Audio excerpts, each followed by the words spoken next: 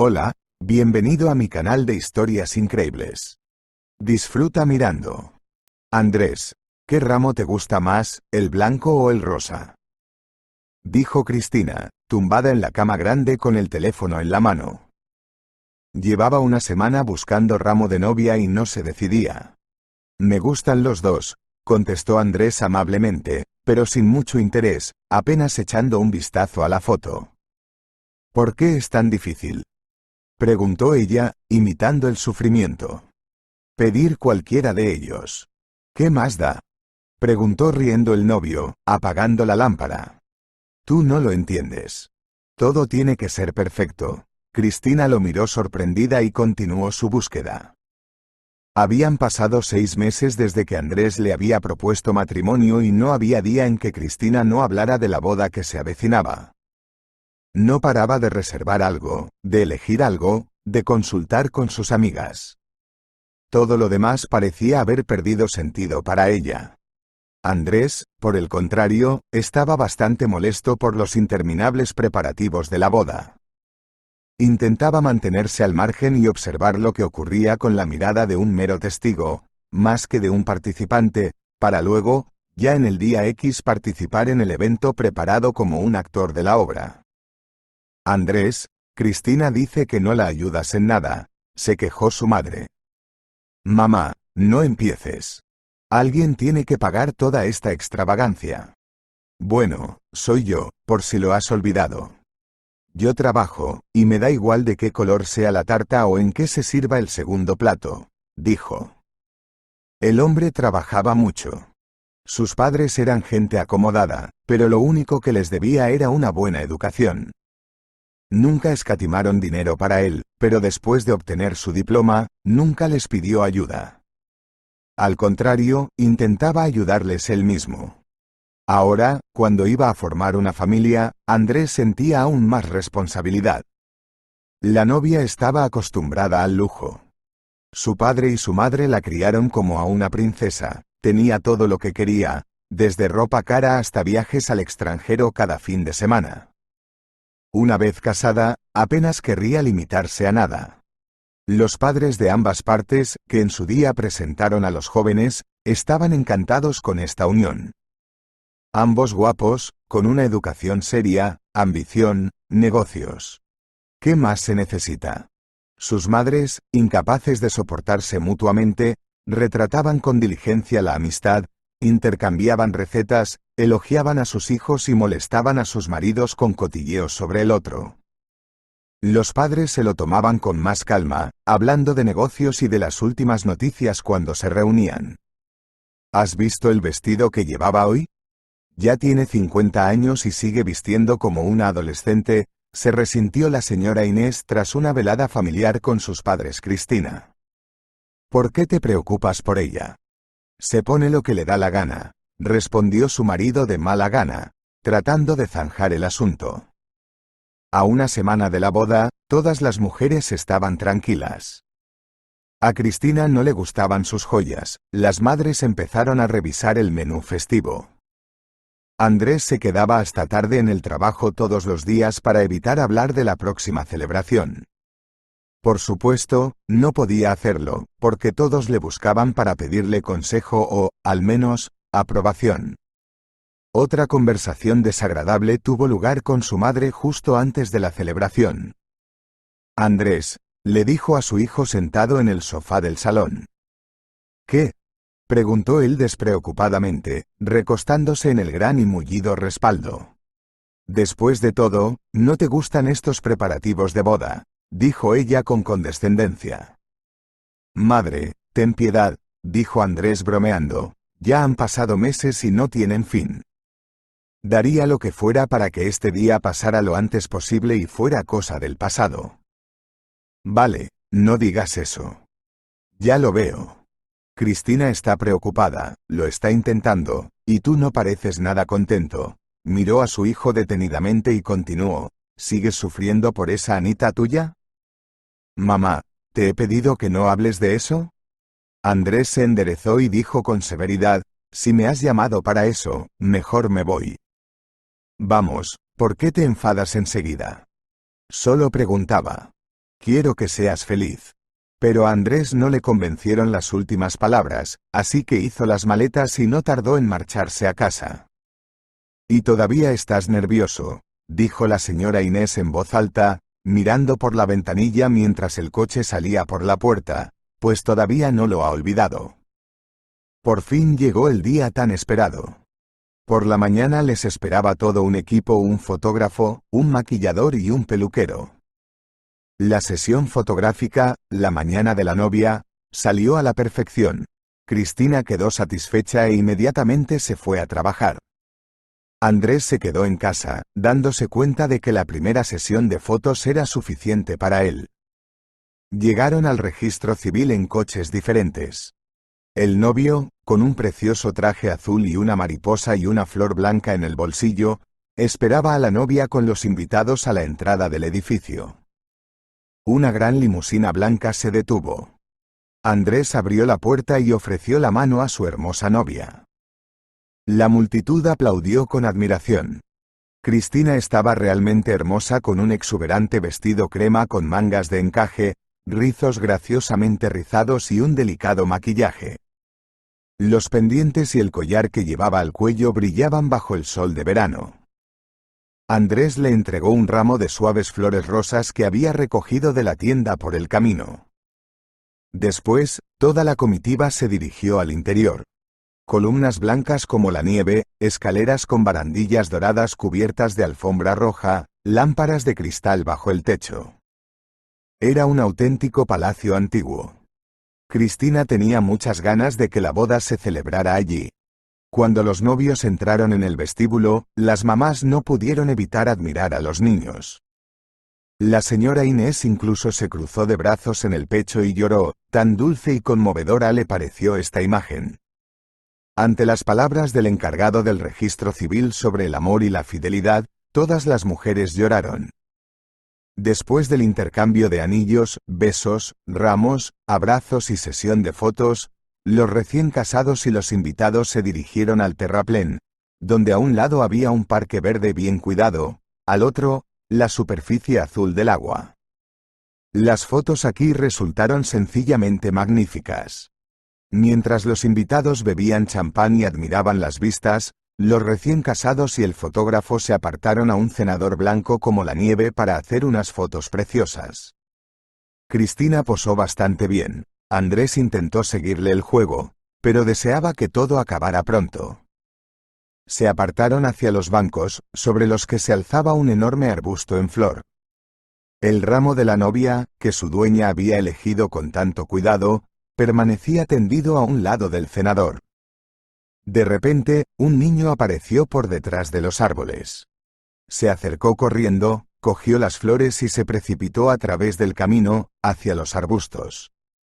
Antes de que todos se dieran cuenta, el ladrón había desaparecido.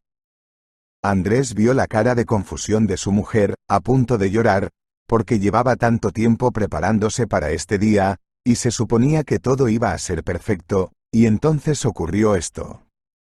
«Está bien. Lo alcanzaré y volveré en 5 minutos», tranquilizó a la chica y se dirigió rápidamente en la dirección por donde el chico había desaparecido hacía medio minuto. Extrañamente, no parecía un chico de la calle, vestía como cualquier otro adolescente, tenía el pelo y las manos limpias. No parecía de familia acomodada, pero no era un pilluelo. Pero, ¿por qué necesitaba un ramo de novia? El chico echó a correr calle abajo con las flores en el pecho. No está claro si se dio cuenta de que le perseguían. Tenía prisa. Se movía por el borde de la acera para que los ciclistas y los transeúntes no le molestaran. Madres con cochecitos, niños en edad escolar, ancianas. Muchos se volvieron, observando la extraña estampa de un hombre con traje de novio corriendo detrás de un niño con flores en las manos. Finalmente, Andrés se detuvo y quiso dar media vuelta. «Al diablo con este ramo». Diría que el niño se había perdido entre la multitud o que había tirado las flores al agua. Pero sus pies no iban allí por alguna razón. Solo quedaba mediodía, por delante la fiesta, las felicitaciones, los regalos, el baile. Francamente, esta fiesta de la vida le aburría mucho. Andrés miró en dirección a la calle, hacia donde había huido el ladrón, y después de pensar un par de segundos, volvió a apresurarse tras él. El muchacho giró hacia los patios, aminoró la marcha, tomó aliento y deambuló entre las casas. En uno de los patios le llamaron. «Oh, chicos, mirad, viene nuestro Andrés». «Oye, ¿por qué estás solo, sin tu abuela?», preguntó burlonamente un tipo alto sentado en un pequeño tío vivo oxidado. Los otros chicos se rieron. «Dejadme en paz», murmuró el chico y pasó rápidamente con la cabeza gacha. «¿Qué tienes ahí? ¿Flores? Se las daré a Lucía», se levantó el chico y lo siguió. Andrés se alejó corriendo, al parecer temeroso de que le quitaran de nuevo el ramo robado. «¿Pero qué coño está pasando aquí?», se quedó perplejo Andrés mientras observaba la escena. Al ver que los tipos casi se acercaban al chico, se apresuró hacia ellos. Gritó el hombre al grupo. Los gamberros miraron hacia atrás. «¿No sabéis comprar flores para una chica? ¿Solo sabéis meteros con los niños pequeños? No es asunto vuestro», se ofendió con acento agudo el chico. Andrés siguió al chico, que consiguió escabullirse y se adentró en los patios. Detrás de los rascacielos había una pequeña casa de piedra. A juzgar por las ventanas, había 2 o 3 pisos en la primera y segunda plantas. Aquí el novio pensó por segunda vez que tenía que volver. Entonces el chico de la calle robó el ramo. Quizá quiera venderlo o dárselo a la abuela, de la que acababan de hablar los niños en el patio. Lo único que puede hacer es ir a la floristería más cercana y comprar algo parecido. Probablemente, Cristina y sus invitados ya estén inquietos, sin darse cuenta de dónde ha desaparecido, y se ha dejado el teléfono en el coche. Tenemos que salir para el restaurante dentro de 20 minutos. Pero algo le impide dar media vuelta y regresar, o mejor aún, llamar a un taxi. Tal vez fuera interés había cruzado corriendo la calle para llegar hasta aquí en vano. Andrés, con su elegante traje, tenía un aspecto extraño y antinatural en medio de la pobreza y la ruina que le rodeaban. Extraño, había conducido por este lugar varias veces, pero ni siquiera sabía lo que albergaban estos viejos patios. Las paredes de la casa se estaban desmoronando, y había una gran mancha negra bajo el tejado, como si algo hubiera golpeado con fuerza la superficie, pero no hubiera hecho un agujero, solo dejado al descubierto el interior.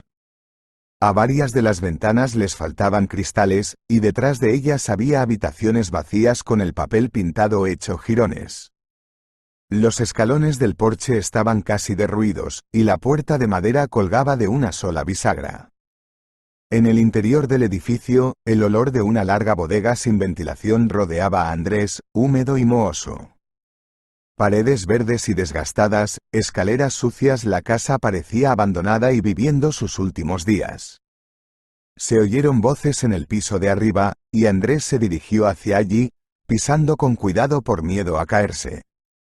«¿Por qué has robado el ramo?». La voz sonaba extraña en medio del silencio.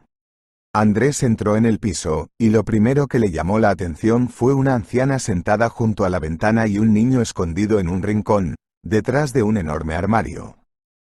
«Se lo daré a mi madre», respondió tímidamente. Sin esperar una persecución, el ladrón se asustó cuando la abuela le dijo que un hombre había venido a por él. «Secaré las rosas y se las daré cuando vuelva». Andrés miró a la mujer, que, habiendo adivinado la pregunta, respondió con indiferencia. «Está en la cárcel. Y este es mi nieto, Andrés. ¿Por qué coges las cosas de los demás?». «Devuelve las flores», le dijo al chico, y este miró a Andrés, que estaba menos interesado en el ramo. Se acercó a la estantería y miró la fotografía. «¿Es su hija?», preguntó sorprendido. «Sí», respondió ella con indiferencia, como si estar en casa de un desconocido no la avergonzara en absoluto. «¿Y es ella la que está ahora en la cárcel?», continuó Andrés, perplejo. «Sí. Supongo que hoy tienes una boda», preguntó la mujer. «¿Una boda?». El novio dudó, y medio minuto después se dio cuenta. «Ah, sí, una boda». ¿Qué le ha pasado a Ana? Pasó algo en el trabajo, le tendieron una trampa, dijo la mujer de mala gana. No teníamos dinero para un abogado, y el jefe era muy importante. La mujer y su nieto observaban al extraño hombre, que retrocedió hasta la puerta, luego se volvió, murmuró algo, miró al niño, lo que hizo que se asustara de nuevo y apretara las flores con más fuerza contra su pecho. Andrés, devuélvele el ramo a este hombre, te lo ruego. Ya cogeremos otras flores más tarde, cuando vayamos a conocerla. La abuela interrumpió el incómodo momento. No, quédatelo, dijo el hombre. ¿Cuántos años tienes? 6, respondió tímidamente el niño. Ya veo, dijo Andrés apresuradamente, decidiendo pensarlo más tarde. Ahora tengo que irme. ¿Puedo volver a verte? La abuela y el nieto se miraron. ¿La conocías?, preguntó la mujer, haciendo un gesto hacia la fotografía enmarcada. Andrés asintió. Venga, casi siempre estamos aquí. Andrés solo irá al colegio el año que viene. El viaje de vuelta no duró más de 4 minutos. Sentado en el taxi, Andrés no veía calles ni paradas. Miró su propio reflejo en el espejo lateral y recordó cómo una vez se paró bajo las ventanas de una residencia de estudiantes con un enorme ramo de rosas blancas. Una chica pequeña y frágil, que entonces le pareció la más bella del mundo, se le acercó. ¿Es para mí? Ella miró feliz las flores. Sí, Andrés volvió en sí. Se quedaron allí, de pie, bajo las miradas curiosas de las ventanas, bajo la lluvia ligera, pero no pudieron separarse. Y entonces él se fue a estudiar al extranjero, y se perdieron. ¿Dónde has estado tanto tiempo? ¿Y dónde está el ramo? Christine interrumpió bruscamente sus pensamientos. Por dentro hervía de indignación. No habían terminado la sesión de fotos, pero ya había que irse al restaurante. Las flores se habían perdido y a él ni se le había ocurrido comprar otras. Lo único que le impedía montar una escena eran las caras de los invitados que la rodeaban. El chico huyó y se escondió en algún sitio. No lo encontré, respondió distraídamente su marido. ¿Te has vuelto loco? Siseó Christine. Llevas media hora fuera. Tranquila, tranquila, Cristina, todo va bien. Ahora iremos con papá a comprar otro ramo, y tú vete al restaurante. Intentó calmar a su madre. ¿Por qué tienes que perderte ahora la celebración? La hija siguió alterada. Nada, volveremos enseguida, aseguraron los padres y se fueron al coche. El día de Christine se había arruinado sin remedio. Lo había pensado todo con tanto cuidado, se había esforzado tanto, y luego una estupidez lo estropeó todo. Toda la ofensa iba dirigida no al chico que, por alguna razón, había robado las flores, sino a su marido, que había hecho semejante estupidez, y ahora estaba frente a ella con una mirada tan insensible, como si no tuviera nada que ver con él. ¿Qué te pasa?, le susurró cuando todos estuvieron sentados y los recién casados en una mesa separada, bellamente decorada. No me pasa nada. Ya sabes lo mucho que me aburren estas fiestas, mintió él.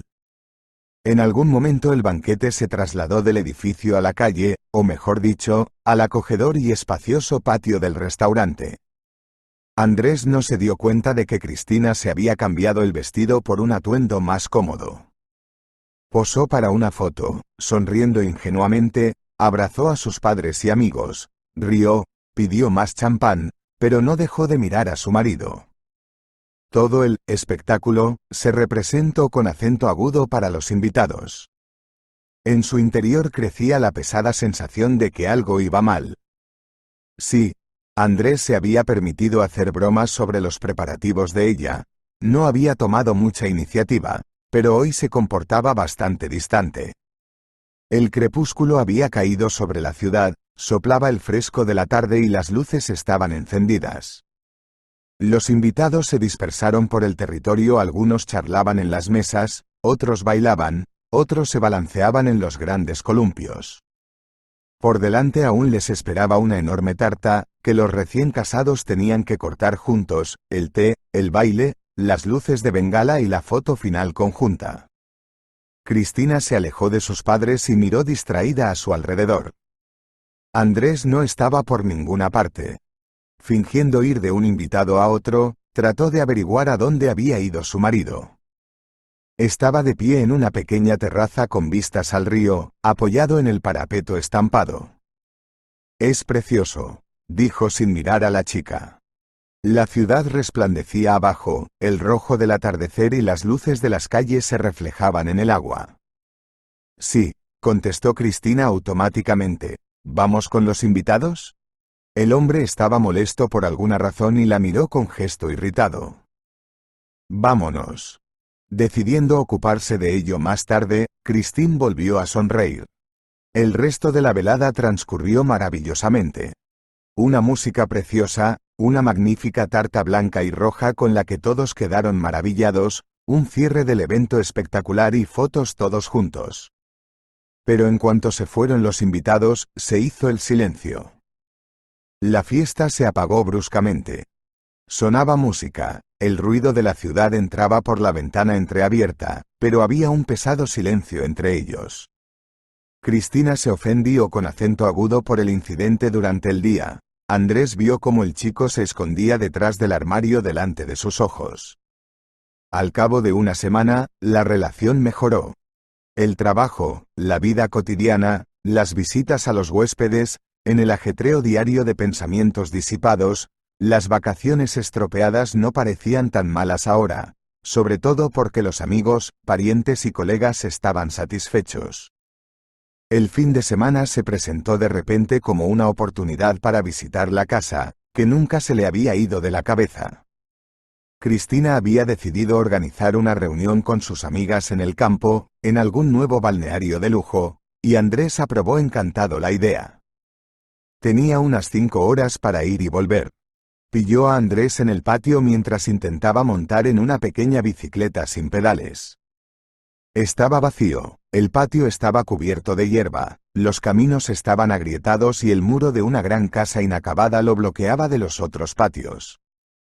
Andrés miró a su alrededor. Era triste y espeluznante ver a un niño entre los descampados y los viejos edificios en ruinas. «Hola», saludó alegremente al niño. «¿Qué le pasa a tu bicicleta?» «Se está cayendo a pedazos», respondió breve y claramente, y luego con timidez, al parecer pensando que lo había dicho con demasiado atrevimiento. «No sirve para nada», suspiró el hombre. «Tírala y mira lo que te he traído». Al chico se le iluminaron los ojos, pero luego volvió a recordar su miedo y continuó inmóvil. «¿Qué tienes? Cógelo y pruébalo pronto». «¿Es para mí para siempre?», preguntó incrédulo el pequeño Andrés. «Para siempre para ti», asintió el invitado. «Lo dejaré aquí. Iré a visitar a tu abuela». Andrés se metió en la entrada y observó desde la sucia ventana cómo el niño dudaba, miraba en dirección a la casa y se apresuraba a desprecintar la caja. Dentro había un gran coche azul con un mando a distancia.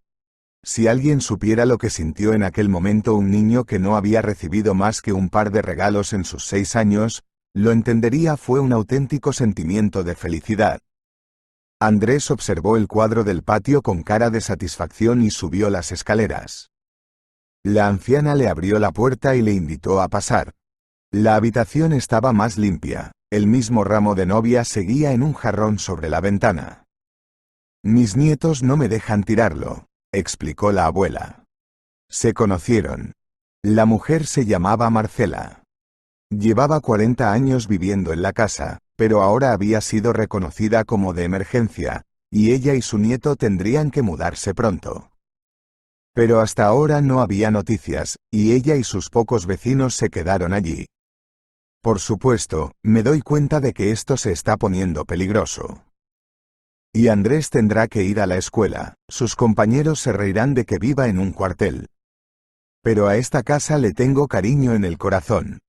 Aquí vivimos mi marido y yo, aquí nació Anita», dijo la mujer, recorriendo con la mirada las paredes que le eran entrañables. «¿Cómo es?», escribe. Andrés aprovechó para preguntarle. «Sí, envía una carta una vez al mes. La leemos con mi nieto y luego le contestamos». «¿Y quién es su padre?» «No lo sé. Alguien se ocupó con acento agudo de mi hija, vino con flores y regalos, pero nunca me lo dijo. Y entonces nació Andrés. Cuando fue a la cárcel, estábamos los dos solos. Parecía mayor que sus años. Y Anita se parecía mucho a su madre. De repente, Andrés se la imaginó aquí, de pie junto a la ventana o limpiando el polvo de las estanterías.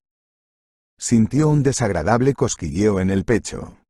«Abuela, mira», dijo Andrés contento al entrar. Aún le daba vergüenza tener una invitada, pero su alegría era desbordante. Cuando vio la mesa llena de golosinas, se animó aún más y en media hora ya no quedaba ni rastro de vergüenza. Al salir, Andrés sintió que un calor acogedor le recorría el cuerpo. Extrañamente, aquella vieja casa con sus ventanas vacías que se abrían a la luz del atardecer ya no parecía una guarida de alcohólicos, vagabundos y marginales. Resultaba que incluso un lugar así podía ser más agradable que su elegante piso de techo encalado, que aún olía agradablemente a nuevo. Se palpó ligeramente la mano en el bolsillo del pantalón, donde una bolsita contenía unos cuantos pelos rubios que había retirado discretamente de su peine. La espera de los resultados había durado varios días angustiosos. El momento en que le entregaron el preciado sobre pareció poner todo patas arriba en su vida. Un hijo. Tiene un hijo. ¿Cómo vivir ahora con eso? ¿Qué hacer? Su mente daba vueltas a pensamientos que se interrumpían unos a otros. Un hijo. Dios mío. Andrés, mira, ¿te gusta? La voz de alguien irrumpió en sus pensamientos. Cristina estaba de pie frente a él con un álbum abierto, en el que se mostraban diversas variantes de cocinas. ¿Qué? Preguntó incomprensiblemente. Bueno, mira, ¿esta opción te gusta? La chica señaló con el dedo una de las fotos. Me da igual, elígela tú, respondió su marido sin mirarla. ¿No te importa? No entiendo, Andrés, ¿qué está pasando? ¿Vivimos juntos o qué? Cristina, ahora mismo no me importa la cocina. Sobre todo porque tú seguirás haciendo lo que te dé la gana. La chica soltó una risita de mala gana y se marchó. Sin embargo, Andrés se alegró de ello.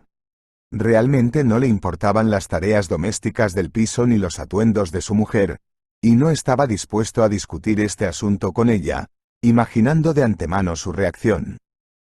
Las visitas a su hijo se hicieron regulares, pero no sabía cómo iniciar una conversación sobre su parentesco. En otoño, Andrés decidió ir a la colonia a ver a Anita. Sin saber por qué lo haría, ni qué haría después, estaba decidido a encontrarla. Según el relato de Marcela, aún le quedaban 6 meses de condena. El edificio de la cárcel estaba en el pueblo de al lado, gris y lúgubre. El edificio de ladrillo rojo no tenía ventanas en el exterior y estaba rodeado por una alta valla de piedra, rematada con alambre de espino. Dejaron entrar a Andrés y lo acompañaron al despacho del jefe. «Me han dicho que ha venido a ver a nuestra Ana», le preguntó un hombre corpulento y bajito, vestido de uniforme. «Sí. ¿Puedo verla?» «No, por desgracia», dijo. «¿Por qué?», preguntó Andrés con confianza, dispuesto a utilizar sus contactos, su dinero y toda su asertividad. Pero la respuesta le dejó atónito. «Bueno, murió. De tuberculosis. Está enterrada aquí, en nuestro cementerio, pero no puedo dejarla entrar. Solo los familiares pueden ir allí. ¿Es usted pariente? Si no, no puedo ayudarte más». Hablaba solo, mientras Andrés estaba sentado en la silla, oyéndolo todo a través de un velo de confusión e incomprensión. «¿Cómo murió?», dijo al fin. «Como mueren todas las personas, así murió ella. ¿Y quién serás tú para ella? Solo tiene una madre enferma y un hijo. ¿También conoces a las familias de los presos?». Sin perder el sentido, preguntó el visitante. «Bueno. Tengo que saberlo todo, es mi trabajo», explicó agitando las manos. «Bueno, tengo que irme». No hay tiempo, no hay tiempo. No podía contarles a Marcela y Andrés lo que había pasado. El niño había esperado tanto a su madre, y guardaba en su casillero todos los regalos que le había preparado en forma de tarjetas, dulces y rosas secas, que habría sido desalmado contarle de su muerte. Pero ocultárselo tampoco era la mejor idea. De todos modos, este difícil momento se fue posponiendo y aplazando. Christine se ponía nerviosa y se alteraba por cualquier cosa, ya fueran cosas dejadas en el lugar equivocado o una llamada perdida. Varias veces su marido estuvo dispuesto a contarle lo que pasaba en su vida, pero por alguna razón cada vez que empezaba a hablar de dinero, moda, vida personal de las novias, se le quitaban las ganas. Estaba completamente seguro de que ella no le entendería. Además, todo esto la pondría tremendamente celosa. Marcela llevaba mucho tiempo enferma y ya se había acostumbrado a su estado, pero ahora se puso bastante mal. Cuando Andrés llegó, encontró a su hijo en casa de su vecina del primer piso. Llevaron a la abuela al hospital. Al entrar en su habitación, el hombre se dio cuenta enseguida de lo mucho que había cambiado. La cara delgada y pálida, las manos temblorosas. La enfermera le advirtió que la paciente estaba demasiado débil para hablar, pero al ver lo contenta que estaba, le dejó quedarse y se marchó. ¿Por qué estás tan desesperada, querida Marcela?, me preguntó Andrés cariñosamente. Quería ver a mi nieto en primer grado, pero supongo que no tendré tiempo, dijo ella. Tendrás tiempo, seguro que tendrás tiempo.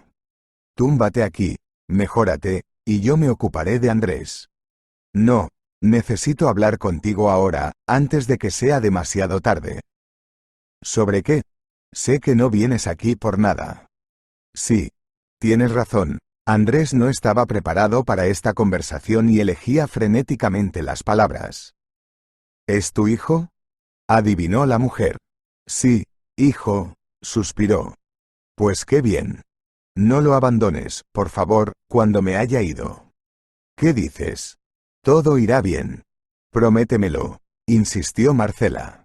Te lo prometo, cedió Andrés. Se despidieron con un abrazo y el hombre se marchó, decidiendo volver en cuanto el trabajo se lo permitiera. Pero fue su último encuentro, porque un par de días después el hospital le informó de la muerte de la mujer. Andrés se quedó confuso cuando supo que su abuela había desaparecido. Fue el segundo día más aterrador de su vida, después de que los uniformados se llevaran a su mamá. Corrió a su habitación, se subió al sofá y se acurrucó como un gatito en un rincón.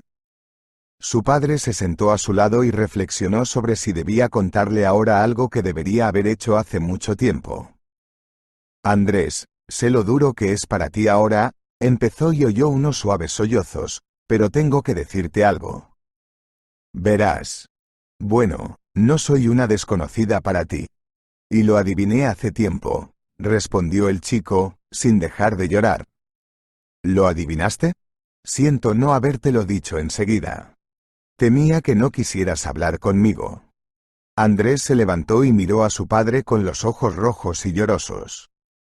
¿Puedo darte un abrazo?, preguntó el hombre. El niño asintió. Andrés abrazó a su hijo por primera vez y sintió que se aferraba con fuerza a él. Se estremeció y respiró hondo, aferrándose al abrigo de su padre. Había que decidir algo enseguida. No puedo llevarte ahora mismo, dijo Andrés con dificultad, e inmediatamente sintió unas pequeñas manos que apretaban con más fuerza los bordes de su ropa. Es solo temporal. Haré el papeleo y te recogeré enseguida, ¿de acuerdo? Era insoportablemente triste dejarle allí. Por supuesto, no era el papeleo, era Christine, que tenía que estar preparada. Menos mal que la vecina era una buena mujer que conocía al niño desde pequeño. Andrés involucró en el caso a unos abogados que conocía, para que todo se resolviera lo antes posible sin enviar al niño a un orfanato. Le aseguraron que el caso se resolvería como fuera necesario. No hay otros familiares, nadie que reclame la custodia. Lo principal es que su mujer estaba de acuerdo. La esposa. Aquí está la parte más difícil del caso: hablar con Cristina. Llegó a casa y fue directa al baño para relajarse después de un día de trabajo. Una vez fuera, ella, en su propia tradición, se embarcó en una rutina de aseo. Y en algún momento, entre el masaje facial y la aplicación de crema en los talones, el cielo sobre su cabeza se abrió y estalló un terrible trueno. Aquí es donde sigues. Ahora lo entiendo, chilló, paseándose por el piso como estaba, en bata y con una toalla en la cabeza. Cristina, siéntate y calmate.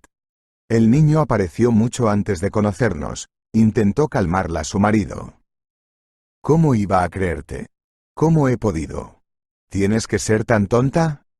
Sin escuchar nada, continuó. Fue una velada muy difícil. Pero terminó, y Cristina aceptó el hecho de que su marido no la había engañado, y que el hijo que había aparecido de la nada era consecuencia de su vida pasada. Se le concedió la custodia y Andrés volvió a casa.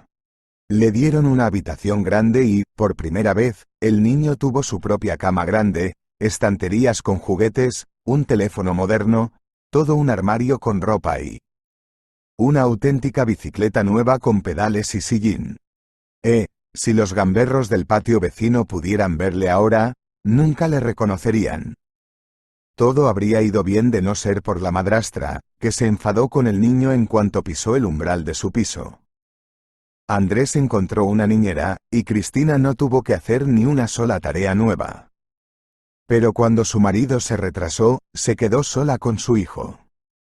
«Sal de aquí», le decía a Andrés, aprensiva, cuando se cruzaba con él en el pasillo o en la cocina, «y no toques nada». Pero su padre le quería con toda su alma, le matriculó en cursos de preparación escolar, le enseñó a montar en bicicleta y a patinar. El niño nunca le contó a nadie que su madrastra le humillaba en cuanto tenía ocasión. Un día Cristina llegó a casa después de una reunión con una amiga, se tambaleó, se quitó los tacones y los tiró con un fuerte ruido. Al oír que llamaban a la puerta, Andrés corrió a su habitación, pues se había olvidado los caramelos en la mesita, frente al televisor. «Pequeño cabrón. Has ensuciado, límpialo», gritó ella, dejando caer las galletas al suelo, donde se desmenuzaron en pedacitos. El niño no reaccionó. «Límpialo o saldrás volando por la puerta», gritó ella. «No lo haré, se te ha caído», respondió Andrés. «Así le hablarás a tu madre en la cárcel». «Ah, sí, no hay nadie más con quien hablar, tu madre está muerta». «Es una pena. Sería una pena sacarte de aquí». El chico corrió hacia el pasillo, cogió su chaqueta y su sombrero, se puso las botas y salió corriendo. Cristina no iba a seguirle, sonrió satisfecha y se fue al cuarto de baño a tumbarse en el agua caliente. Cuando Andrés regresó, la encontró dormida en esa misma bañera. Su hijo no estaba por ninguna parte.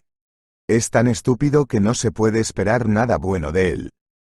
Se habrá escapado mientras me bañaba. Se encogió de hombros Cristina. Pasó la tarde y la noche antes de que llegaran noticias de Andrés. El chico decidió volver a su casa y cogió un autobús, pero se equivocó de número y salió de la ciudad. Se bajó en una de las paradas y vagó por las calles hasta que le recibió un anciano con un traje verde, de los que llevan los cazadores o los pescadores. Lo refugió en su cabaña, en las afueras de la ciudad, y observó los anuncios. Sus instintos eran correctos, el niño ya estaba siendo buscado. Cuando Andrés entró en la casa de madera, el interior era cálido y tranquilo. La leña crepitaba en la cocina, se veía la cabeza de un perro marrón en una caja debajo de la mesa y alguien chillaba. El pequeño Andrés dormía en el sofá, tapado con una gran chaqueta. Cuando vio a su padre, se alegró muchísimo, pues su imaginación infantil ya le había pintado la imagen de que lo había perdido para siempre. El dueño de la casa, que parecía un ermitaño, les invitó a la mesa. Mientras tomaban el té, les contó cómo había conocido al niño y cómo se había encontrado en su cabaña. «Estaba paseando con Alma. La he dejado embarazada, no hace mucho, pero todavía necesito salir a pasear. No hay nadie en la calle y este niño está deambulando. Le he dicho que es mejor no pasear aquí, cerca del bosque, por las tardes y por la noche. Y está llorando y temblando por todas partes. El hombre resultó ser simpático y sencillo. Trabajaba en un hospital, pero tras la muerte de su mujer perdió el interés por todo y decidió comprarse una casa, para vivir tranquilo. Bueno, don Andrés, no vuelva a escaparse, le estrechó la mano al muchacho con aire maduro, que meneó la cabeza contenta. En sus manos sostenía un pequeño bulto regordete. Eran 6 los que dormían en aquella caja bajo la mesa. Ya habían aprendido a correr y a comer solos. A 4 de ellos se los iban a llevar los habitantes de las casas más cercanas del sector privado. El dueño decidió quedarse uno para él. Y el último, el más pequeño y débil, no estaba seguro de si sobreviviría o no. Encontré a Alma embarazada. El veterinario me dijo: esterilicémosla ahora, no habrá cachorros. Pero yo no quería. Deja que nazcan. Creo que los regalaré, y luego. Solo uno de ellos resultó estar un poco enfermo. ¿Seguro que quieres llevártelo? Sí, dijo el chico con seguridad. Buen chico. Te ha salido un buen chico, le dijo a Andrés mientras salían, no como el mío. Mi hijo es el jefe de una colonia penitenciaria, no tiene conciencia. Y no es así como lo criamos su madre y yo. ¿En qué cárcel trabaja?, preguntó Andrés, recordando su reciente viaje.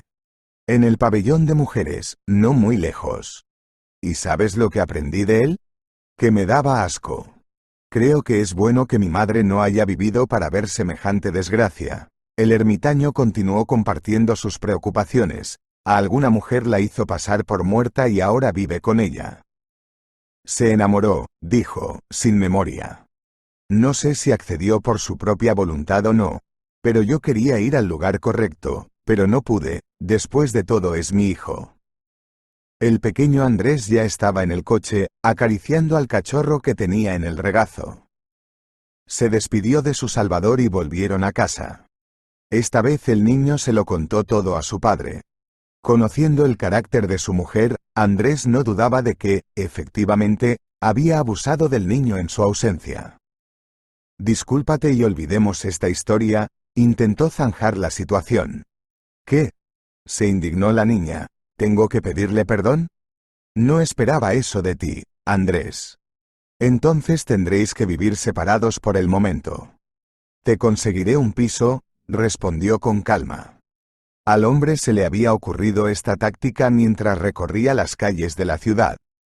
La paciencia de Christine llegó a su fin. Le dijo todo lo que tenía que decirle. Le acusó de mentir y traicionar.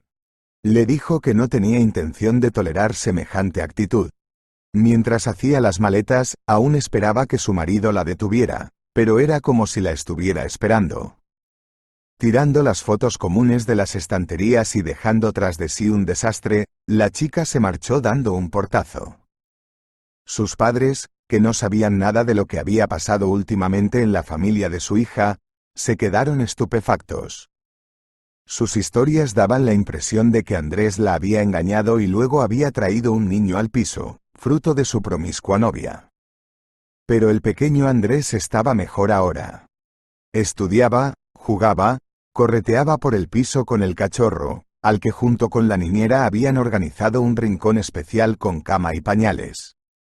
Con el esfuerzo de todos, el cachorro se hizo más fuerte y pudo salir solo. Christine no podía tranquilizarse. Estaba segura de que su marido solo estaba confuso y su tarea era ayudarle. En busca de protección y apoyo, acudió a sus padres. ¿Qué? La señora Inés se salpicó las manos. ¿Cómo es que vivís separados? La noticia de la llegada de su nieto la conmocionó, y la mujer se dejó caer en una silla. Cristina se alegró de que su hijo no se hubiera molestado en explicárselo todo, y pudo adornar la situación a su favor. Aunque ocultó detalles de su interacción con el chico, describió lo revoltoso y estúpido que era. Sus padres no se atrevieron a ir a ver a Andrés, pero le llamaron para hablar con él. Se dio una palmada en la frente, claro, al darse cuenta de lo imprudente que había sido olvidarse de ellos y dejar que Cristina tuviera el control absoluto de sus opiniones. Pero, en realidad, eso era secundario ahora mismo. El hombre no soltó el teléfono de las manos, esperaba noticias de su abogado, que había recibido instrucciones de recabar información sobre el jefe de la colonia y tratar de averiguar si Anita estaba realmente viva. ¿Qué demonios haces, si no te importa que te pregunte?, gritó su madre en cuanto entró en la casa. ¿De qué estás hablando?, respondió el hijo, decidido a mantener la sangre fría. ¿De dónde ha salido este niño? ¿Y por qué le haces daño a Cristina? ¿Cómo puede ser? Acaban de casarse. La señora Inés no paraba de hablar, pero nadie la escuchaba. Finalmente, su padre entró en la conversación.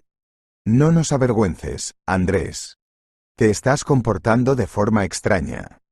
Padres, calmaos, les sonrió el hijo. Me comporto con normalidad. Sí, tienes un nieto. Este es el hijo de Anita. Al oír este terrible nombre, la señora Ana perdió la facultad del habla y estuvo a punto de llorar. Su marido dejó de hablar y se fue a su despacho. Sonó el teléfono y Andrés, al ver el nombre del abogado, se despidió rápidamente y salió de casa. No estaba de humor para explicaciones detalladas. Sobre todo porque la noticia llegó tambaleante.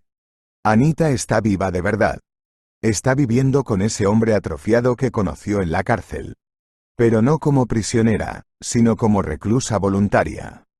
Dicen en el pueblo que probablemente tienen algún tipo de pacto, diciendo que él la liberó, pero con la condición de que ella vivirá con él. No creo que ella sepa que está muerta. ¿Dónde viven? En el pueblo, cerca de la prisión. Él tiene una gran mansión con una cerca. Hay un intercomunicador y un guardia en la entrada. Está viva, martilleaba en mi cabeza. Hay que liberarla, pero ¿cómo? Me vino a la mente un plan completamente descabellado, pero si llegaba a buen puerto, Andrés vería a Anita. Sobornar al conserje local era cosa sencilla. Nunca había visto tanto dinero en toda su vida, y la tarea era dolorosamente sencilla: decir que estaba enfermo e ir al hospital durante mucho tiempo. Luego fue más complicado. Un día de nieve, la casa del jefe de la colonia recibió una llamada. El guarda dejó entrar a un vagabundo envuelto en harapos. Quería solicitar un trabajo con alojamiento. A juzgar por el estado del patio, por el que transitaban estrechos senderos, realmente se necesitaba un trabajador. ¿Tiene pasaporte?, preguntó secamente el dueño de la mansión. Sí, respondió tranquilamente el visitante y sacó un documento falsificado. Démelo aquí. Eso es, aquí tienes tu sitio, enciende la cocina y a vivir.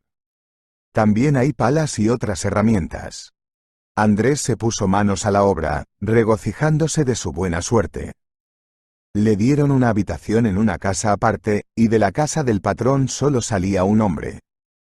Pero al día siguiente, cuando el patrón se fue a trabajar, apareció una figura femenina en la ventana.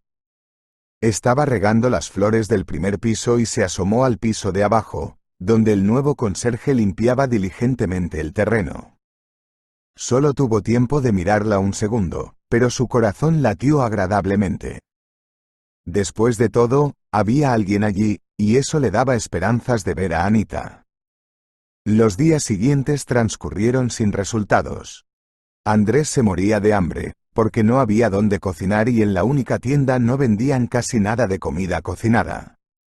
Un par de tartas secas no servían. Pidió un favor a su patrón, pero este estaba de mal humor y echó al conserje. Al parecer, seguía resentido con él en casa, porque a la mañana siguiente de marcharse, una mujer envuelta en un chal salió a la calle con una olla pequeña, un plato y una cuchara en las manos. Sé que tienes hambre, dijo una voz familiar. Maldita hambre, sonrió el conserje, agachándose hasta alcanzar toda su estatura y tirando la pala.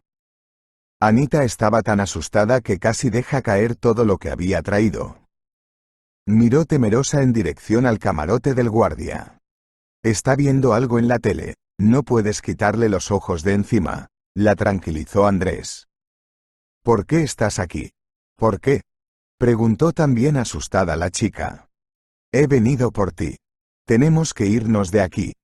No puedo, Andrés. Tiene todos los papeles. No me importan, haremos unos nuevos. ¿Qué te retiene aquí? Andrés, él me obligó. Yo no quería, de verdad, explicó ella. La puerta sonó y la chica se estremeció. Está en casa de los vecinos, no tengas miedo, la tranquilizó el hombre, que ahora mismo quería huir con ella. Lo hizo todo para que yo no tuviera escapatoria. Me amenazaron con matarme, gritó Anita. Toma, come algo. Empujando la olla entre sus manos, se dirigió hacia la puerta, pero el hombre se le adelantó. No tengas miedo de nada. Todo saldrá bien, te lo prometo. Tu hijo Andrés te espera en casa, ¿recuerdas? ¿Sabe algo de él? ¿Cómo está? ¿Cómo está mamá? Me prohibió comunicarme con ellos, solo por carta, y ahora ni siquiera puedo escribirles. A Anita le brillaron los ojos. Está bien. Vive conmigo. Mientras está con la niñera, no podía hablar de la muerte de mi madre. Se acuerda de ti. Ha preparado todo un coche lleno de regalos. Había elegido el hilo adecuado para sacar a la reclusa de su encierro. Los recuerdos de su hijo se sobrepusieron al miedo en el que tenía que vivir, y se decidió. Lo principal ahora era salir de la casa sin que nadie se diera cuenta. Alguien sabía que allí les estarían esperando. Decidieron hacerlo mañana, porque hoy quedaba poco tiempo antes de que llegara su marido. Volvió, como siempre, por la tarde, pero no fue a la casa, sino directamente al portero. ¿Qué haces? ¿Me engañas? Gritó el hombre. ¿Qué te pasa? Andrés, no se esperaba semejante giro de los acontecimientos. ¿Qué pasa? Sonrió el interlocutor. Me pregunta qué pasa. Que tu padre está muy interesado en saber por qué su hijo trabaja para mí como portero. Nunca había estado tan enfadado con sus padres como en este momento. Su padre debe haberle puesto una cola. Vaya, ¿por qué siempre quieren meterse en sus asuntos? Fuera de aquí, el jefe terminó su monólogo y tiró su pasaporte sobre la mesa. Conducir de vuelta, sabiendo que allí, a solas con aquel engendro, se quedaba su Anita, fue muy duro. Sentía que todo había sido culpa suya. Y sus errores solo habían empeorado las cosas. Pero ya bajo las ventanas de su casa, Andrés sabía con certeza que no había tiempo para retirarse. Al fin y al cabo, la detención ilegal de personas es un delito, lo que significa que lo pueden meter entre rejas. Lo principal era acercarse a él con inteligencia, sin tomar más decisiones precipitadas. Andrés se reunió con su padre con gran alegría. Temía en secreto haberle perdido de nuevo, como a su madre y a su abuela. Un cachorro llamado Balú corría a su lado. ¿Por qué le pusiste ese nombre? Preguntó Andrés con una sonrisa. Es el nombre del oso de los dibujos animados. Es muy bueno y amable, explicó el niño. Cuando se hubo ido a la guardería, la niñera se volvió hacia el hombre. Señor Andrés, quería avisarle. Últimamente, su hijo se queja mucho de dolor en alguna parte del lado izquierdo. ¿Le llevamos al médico? Iremos al médico, respondió pensativo. El padre quería pasar toda la tarde con su hijo y tranquilizarse un poco, pero la llamada de la oficina le hizo interrumpir y volver corriendo a sus asuntos. Andrés había descuidado sus asuntos últimamente, dejándolo todo en manos de sus ayudantes.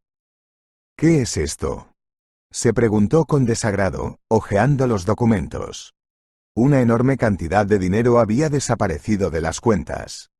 Solo uno de los suyos podía haberlo hecho. Pero mientras averigua quién ha sido, los empleados tienen que pagar los sueldos y los clientes necesitan resultados. Andrés corrió por la oficina, reprendiendo a un subordinado y a otro.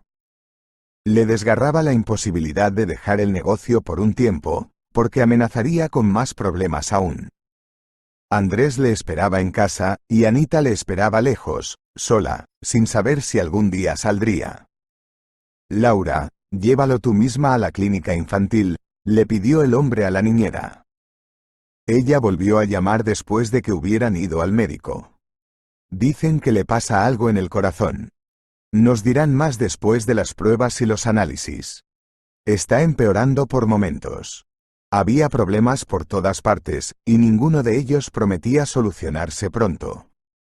Pasaron 15 días de gran suspense. El teléfono sonaba hasta altas horas de la noche. Conversaciones con cardiólogos pediátricos, representantes del banco, un investigador que se ocupaba de la fuga ilegal de dinero de las cuentas de la empresa, socios comerciales, padres. Cristina no llamaba, y eso era bueno, porque un enfrentamiento con ella agotaría definitivamente sus últimas fuerzas. De camino a casa, Andrés no se dio cuenta de que se había saltado un semáforo en rojo a toda velocidad. Lo último que recordaba era un gran coche negro que se abalanzaba sobre él por la izquierda y el fuerte latido de su corazón en los oídos. ¿De verdad es esto? Pasó por su mente un pensamiento momentáneo. Y entonces se apoderó de él un pesado sueño. Andrés había entrado en coma, y los médicos no podían responder exactamente cómo evolucionaría la situación, tenían que observar. Su hijo le traía dibujos a su padre, le contaba lo que hacía en los cursos preparatorios y lo que era capaz de enseñar a su perro Balú.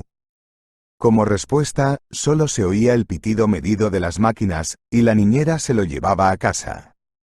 Un día sorprendió a la niña con una petición inesperada. Laura, vamos a ver a la mamá de Balú. ¿Dónde vive? En el bosque. ¿Cómo la encontraremos allí? Tiene un amo. Se llama Miguel. ¿Vamos?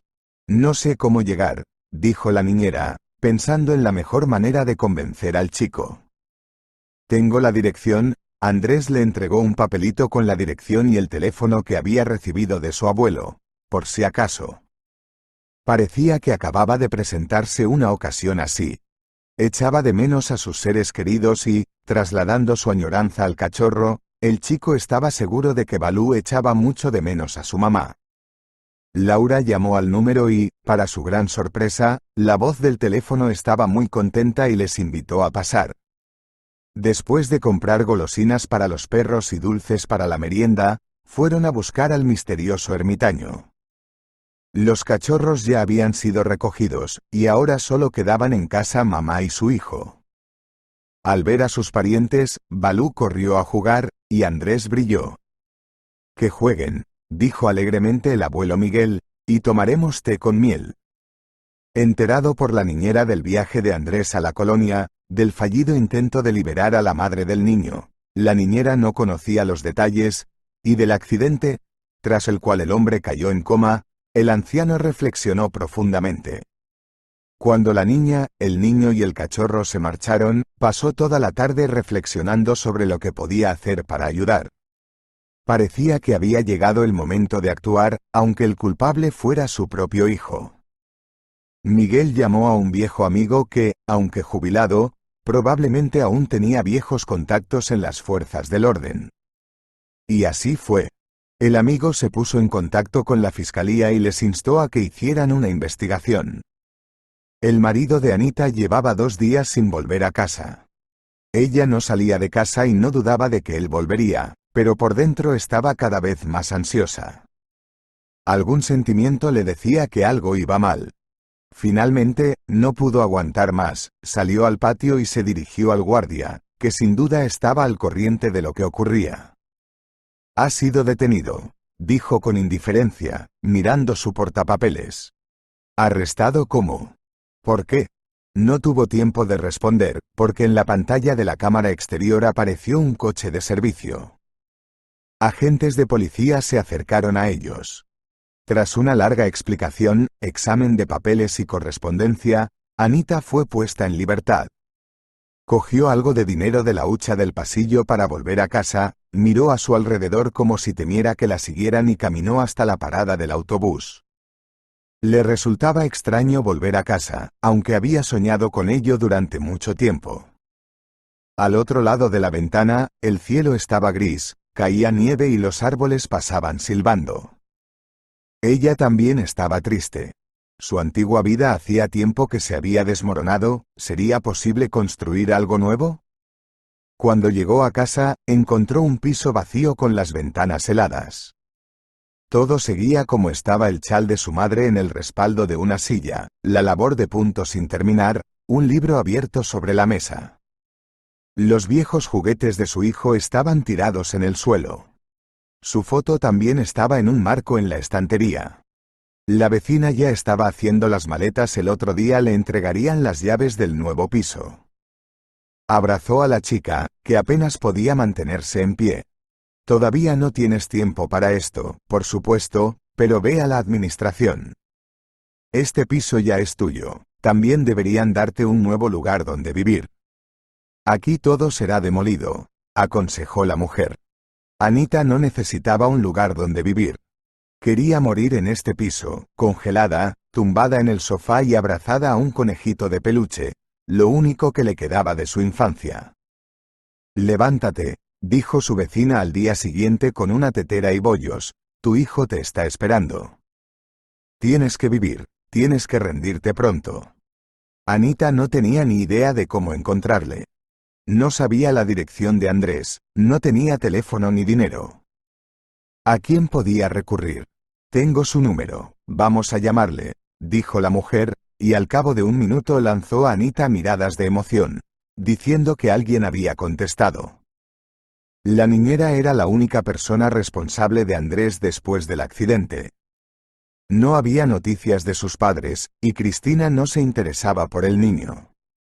Cuando vio a su madre, durante medio minuto no pudo entender lo que pasaba. La cara le resultaba familiar y desconocida al mismo tiempo. Ella sonrió y todo volvió a la normalidad. Mamá, sonrió el niño. Anita se acercó a él y lo abrazó con fuerza. Su hijo había crecido y madurado, pero seguía con el pelo suelto en todas direcciones, un coche en las manos y unas graciosas zapatillas con forma de perro en los pies. La niñera por fin pudo tomarse un merecido día libre, y Anita pudo sentirse una persona libre que se pertenecía a sí misma. Andrés la cuidó, le dio todos los regalos que había preparado, le enseñó dónde estaba todo, presumió de la habilidad de Balú para seguir algunas órdenes sencillas. Siéntate, le dijo al perro, que movió la cola y obedeció feliz, por lo que recibió unas bolitas de comida para cachorros. ¿Vamos a casa de papá?, preguntó al día siguiente de su llegada. Vamos, respondió ella, y se sonrojó, dándose cuenta de que tenía que decir algo, para explicar su silencio de tantos años. ¿Te hiciste amigo de él?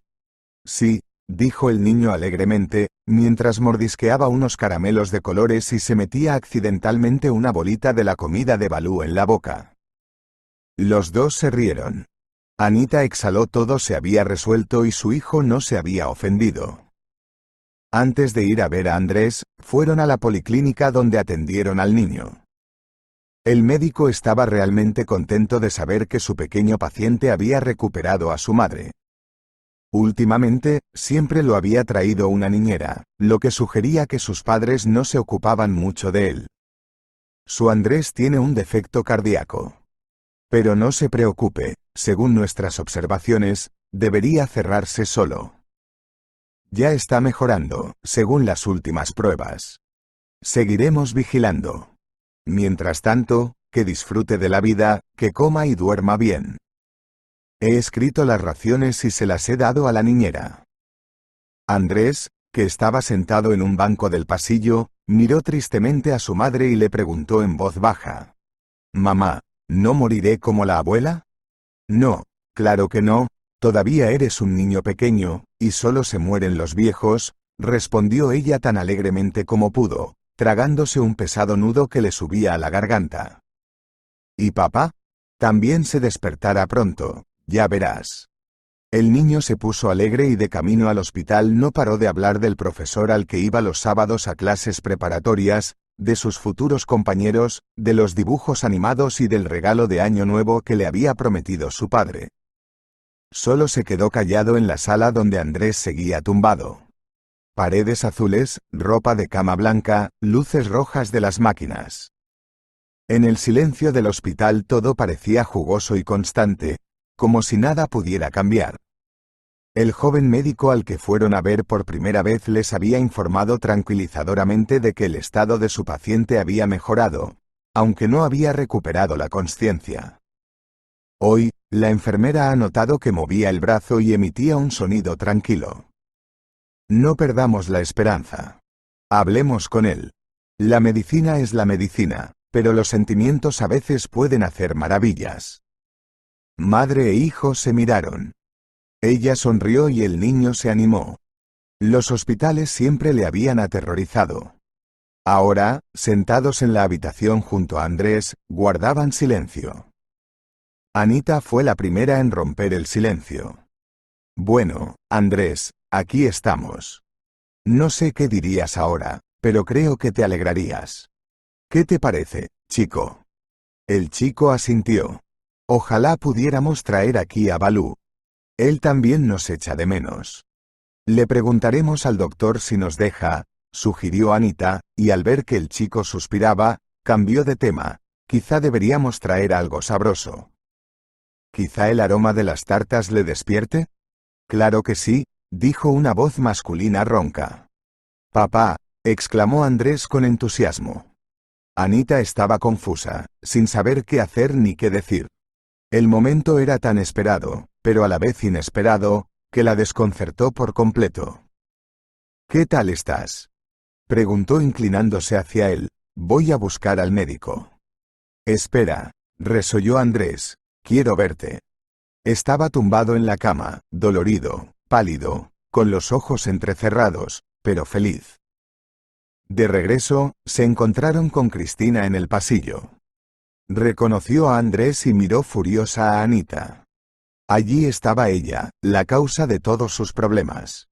Nunca lo conseguirás, siseó y avanzó a grandes zancadas, con sus enormes tacones batiendo un fuerte ritmo.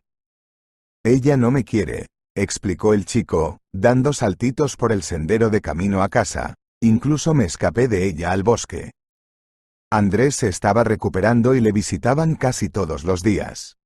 Aquel día, mientras Cristina se acercaba pisando fuerte hacia él, mantuvieron una difícil conversación que acabó con la decisión de solicitar el divorcio. En cuanto el hombre recibió el alta del hospital, ya en casa, en la cama, empezó a ocuparse de los asuntos del negocio. En contra de sus peores predicciones, la empresa no quebró. Uno de los empleados fue descubierto haciendo trampas y despedido. Por supuesto, aún había que recuperar el dinero, lo que era muy difícil, pero al menos no habría más fugas, y nadie del equipo renunció. El trabajo continuó. Anita se quedó a vivir en el piso de Andrés. Viéndola todos los días mientras preparaba la cena o jugaba con su hijo, el hombre se convencía cada vez más de que nunca había amado a nadie más que a esta chica pequeña y frágil, pero tan fuerte. Ella se avergonzaba mucho de su pasado, lloraba a menudo, recordando a su madre, no sabía cómo seguir viviendo. Pero Andrés no le recordaba estas dificultades y no le reprochaba un pasado tan oscuro, y de ahí que se le hiciera más llevadero para el alma. Un día, cuando el enfermo aún yacía en la cama, sonó el timbre y llegaban invitados. Anita los recibió y los hizo pasar.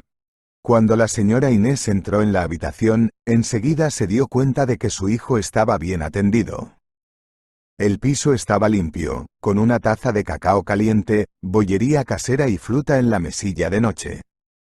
El hombre acababa de saborear las delicias cuando sus padres aparecieron en la puerta.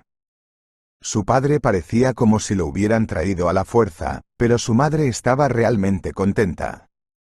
La última vez que habían visto a Andrés había sido cuando llegaron al hospital, pero aún no se había despertado. Hijo, hagamos las paces, dijo la señora Inés, sentándose a su lado. ¿Por qué somos tan enemigos? Sí, dijo el padre. Bueno, hablad vosotros y yo me voy. Tengo algo que hacer. La mujer salió y cerró la puerta tras de sí. Padre e hijo, al quedarse solos, iniciaron una difícil conversación sobre el pasado. Parecía que por primera vez en muchos años había un entendimiento sincero entre ellos, aunque todavía estaba lejos de ser ideal. La señora Inés se escabulló al pasillo, cogió el bolso grande que había dejado allí y llamó a la puerta de la habitación del niño. Anita y Andrés estaban sentados en el suelo construyendo una torre de cubos. La niña estaba asustada, pero no lo demostró y se puso en pie. El niño miró confuso a su madre, luego a su abuela y siguió sentado. ¿Te llamas Ana? ¿Y tú eres Andrés? Preguntó amablemente la mujer. Los dos negaron con la cabeza en respuesta. ¿Quieres un té?, ofreció la chica a la invitada, viendo su sincera turbación. Con mucho gusto, se alegró la señora Inés. Mientras tomaban el té en la cocina, Andrés desempaquetó los regalos de su abuela y se alegró por la incorporación de nuevos coches. Tenía muchos más juguetes de los que jamás había soñado. La madre de Andrés era chismosa y charlatana, pero no carecía de bondad, simpatía y deseos de vivir en paz. Anita, por su parte, no les guardaba rencor por no haberles permitido reunirse años atrás. El abuelo no se atrevió a entrar a ver a su nieto, solo se quedó en la puerta e incluso sonrió, al ver cómo su mujer se alegraba de escuchar las historias de su nieto. A Anita le sorprendió gratamente que el niño empezara a comunicarse tan libremente con su abuela. Parecía que él mismo estaba sorprendido, porque de vez en cuando seguía avergonzándose. Andrés no tardó en declararse a Ana, para que dejara de sentirse una extraña en aquella casa. Además, estaba decidido a sacar a relucir su antiguo caso y llegar al fondo de todo para rebatir las injustas acusaciones. Una vez que eso ocurriera, ella podría conseguir un buen trabajo. A medida que se acostumbraba a su nueva vida, Anita florecía.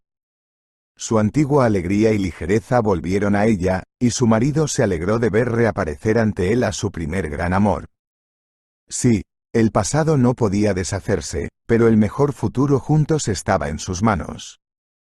Si te ha gustado la historia, por favor dale un me gusta y suscríbete al canal.